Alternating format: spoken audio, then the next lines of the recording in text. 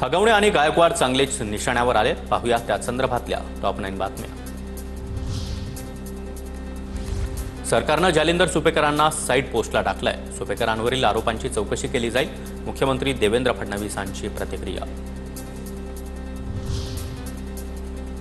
जालिंदर सुपेकर प्रत्येक पीआयकडून पैसे घ्यायचे, दिवाळीला सोनं घ्यायचे। गृहमंत्र्यांना याबाबत पत्र पाठवणार, अंजली दमानी यांचं वक्तव्य।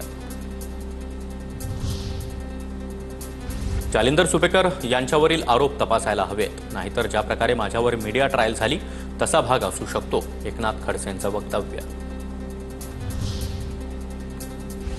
जालिंदर सुपेकरांचा आरोपांवर माध्यमांसमोर बोलण्यास नकार। कैदी गायकवाडकडे 550 कोटींची मागणी केल्याच्या आरोपांसह सुपेकरांवर एकूण 6 मोठे आरोप। जालिंदर सुपेकरांकडून 2 वर्षात तब्बल 102 कारागृह कर्मचाऱ्यांच्या बदल्या। अमिताभ गुप्ता आणि जालिंदर सुपेकर यांच्या बदल्यांमध्ये रेकॉर्ड। कारागृह विभागावर बदलीमध्ये सुपेकर आणि अमिताभ गुप्ता यांनी लाख रुपये घेतल्याचा आरोप। पैशाने सगळ्या यंत्रणा प्रभावित केल्या जात आहेत। हगवणे कुटुंबियांचे पोलीस खात्यात अनेक ओळखीचे अधिकारी आहेत, सुषमा अंधारेंचा आरोप।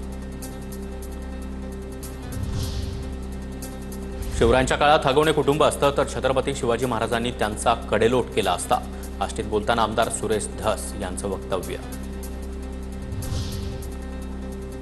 निलेश चव्हाणच्या शस्त्र परवान्याच्या चौकशीसाठी समितीची स्थापना। पोलीस आयुक्त अमितेश कुमार यांच्या मार्गदर्शनाखाली तपास। हगवणे जेसीबी विक्री गैरव्यवहार प्रकरणी शशांकच्या मित्राला बेड्या। जेसीबी शशांक हगवणेच्या ताब्यात देण्यासाठी रिकव्हरी एजंटसोबत मध्यस्थी होवली।